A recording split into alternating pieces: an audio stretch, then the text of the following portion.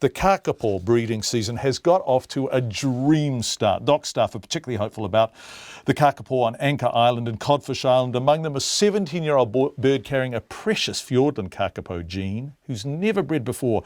Kakapo are a threatened species, but this bird already has a clutch of eggs. And last night Doc tweeted a picture of her sitting on his second nest of 3 fertile eggs. Deirdre Vercoe is Southland's Kakapo Conservation Services Manager. One of the highlights of the season for us has been the fact that a particular bird named Kuia has bred for the first time. And why is Kuia so important? Now, I think to understand Kuia's importance, we need to talk about her father. So Kuia's father was Richard Henry, and Richard Henry was an old kakapo who was discovered or caught in 1975, and he was living about 1,000 metres high up on the sheer walls of the Gulliver Valley in Fiordland. And it was quite a celebration on the day that he was caught, because right throughout the 70s, there was a team of very dedicated, hardy souls who were trying to find what were considered to be the very last kakapo left. And they managed to find in total about 18 birds, and all of them were male. So Richard Henry, one male kakapo, and he was the only one to survive out of those 18 and join the rest of the population. Thankfully, a small population was found on Stewart Island in 1977, and that included females. So Richard Henry was the only male from Fiordland, and from New Zealand, in fact, who managed to group up with the birds from Stewart Island and go on to produce. And so Kuia was one of Richard Henry's offspring. Yeah, that's right. So Richard Henry spent those last 35 years of his life living on small predator-free islands that probably seemed quite tame to him. I think they went up to about 300 metres height in total. So he had it pretty easy. But 23 years later, he finally got on with another female called Flossie. Go, Richard Henry. And so they produced, can go Flossie. And they produced 3 chicks, Sinbad, Gulliver and Kuia.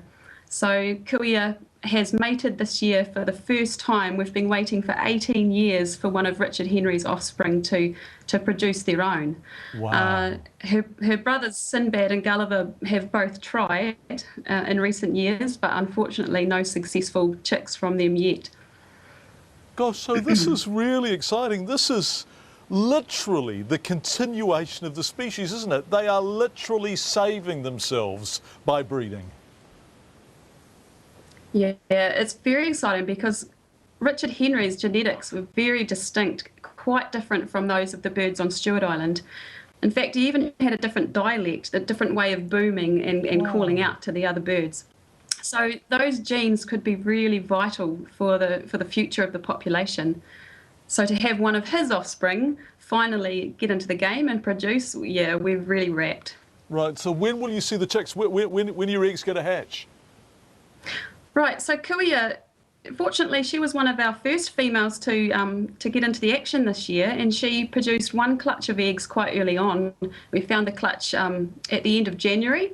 Unfortunately, she decided to nest in a seal colony, so it wasn't a particularly nice area really, and she was quite harassed by sandflies.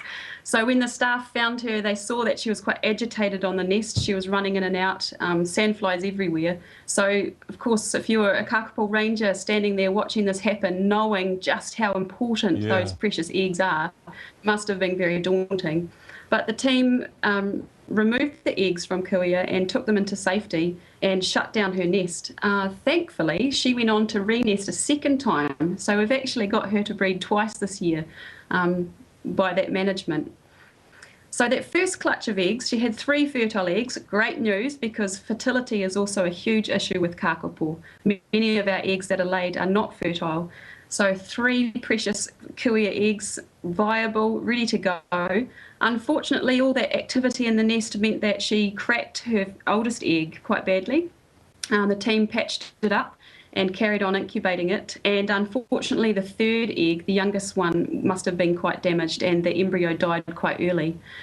So the 2 chicks of that first clutch did hatch, and we were very, very sad that the first chick died at about 4 days old. And that was possibly as a result of some kind of infection due to that crack in the egg. So that was quite gutting for the team, but the second chick from Kuia's clutch is alive and well. It's about 24 days old now and thriving. So we definitely have one more Fiordland bird out there. And recently her second clutch has been checked and she has another 3 fertile eggs. So that's absolutely stunning. And her first egg from that second clutch is due to hatch on about the 26th of March.